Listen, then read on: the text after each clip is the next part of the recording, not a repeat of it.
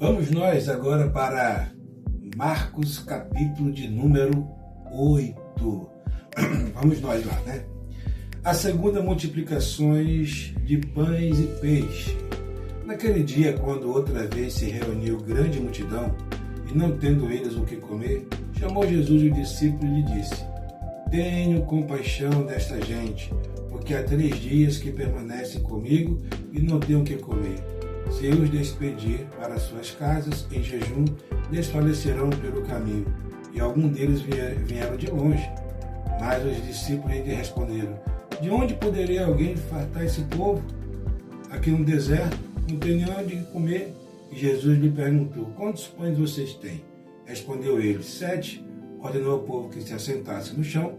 Tomou os 7 pães, partiu-os e, após ter dado graças, deu aos discípulos para que estes os distribuísse e repartiram entre o povo. Tinha também alguns peixinhos, abençoando-os, mandou que esses igualmente fossem distribuídos. Comeram e se fartaram, e dos pedaços restaram e recolheram 7 cestos. Eram cerca de 4.000 homens. Então Jesus os despediu. Logo a seguir, tendo embarcado juntamente com seus discípulos, partiu para as regiões de Dalmuta.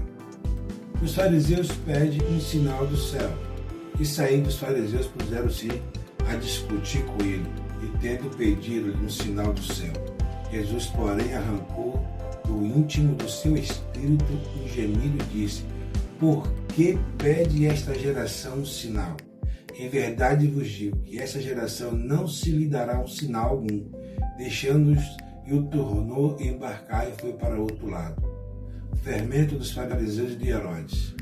Ora, aconteceu que eles esqueceram de levar pães, e no barco não tinha consigo senão um só. Preveniu-os Jesus, dizendo: Vede e guardai-vos do fermento dos fariseus e dos fermentos de Herodes. Que eles discorriam entre si, e que não temos pão. Jesus, percebendo, lhe perguntou: Por que discorri sobre o não tendes pães? Ainda não consideraste nem compreendestes? Tende o coração endurecido? Tendo olhos, mas não vedes? Tendo ouvidos, mas não ouvides? Não vos lembreis de quando partiu os 5 pães para os 5.000? Quantos cestos cheios de pedaços recolheste? Responderam eles: 12. E de quanto partiu os 7 pães para os 4.000? Quantos cestos cheios de pedaços recolheste? Responderam: 7.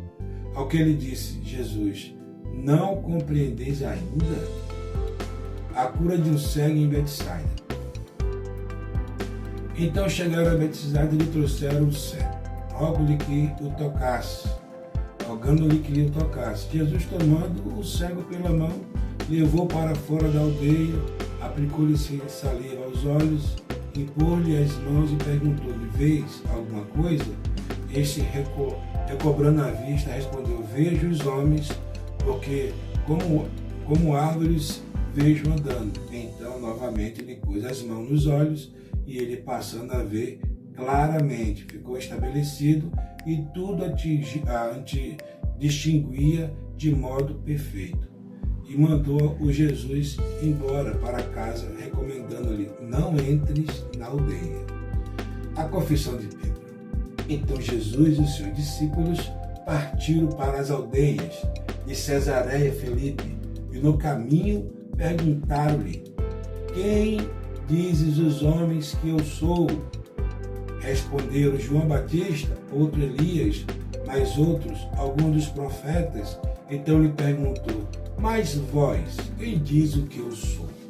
Respondendo, Pedro lhe disse: Tu és o Cristo. Advertiu Jesus de que ninguém disseram tal coisa a seu respeito. Jesus prediz a sua morte e ressurreição. Então começou ele a ensinar-lhe que era necessário que o Filho do Homem sofresse muitas coisas, fosse rejeitado pelos anciões, pelos principais dos sacerdotes, pelos escribas, fosse morto e que depois de três dias ressuscitasse. E isso lhe impunha claramente, mas Pedro chamou à parte e começou a reprová-lo Jesus, porém, voltou-se, fitando os seus discípulos, repreendeu a Pedro e disse: arreda Satanás, porque não cogitais das coisas de Deus, e sim a dos homens. Discípulo de Jesus deve levar a sua cruz.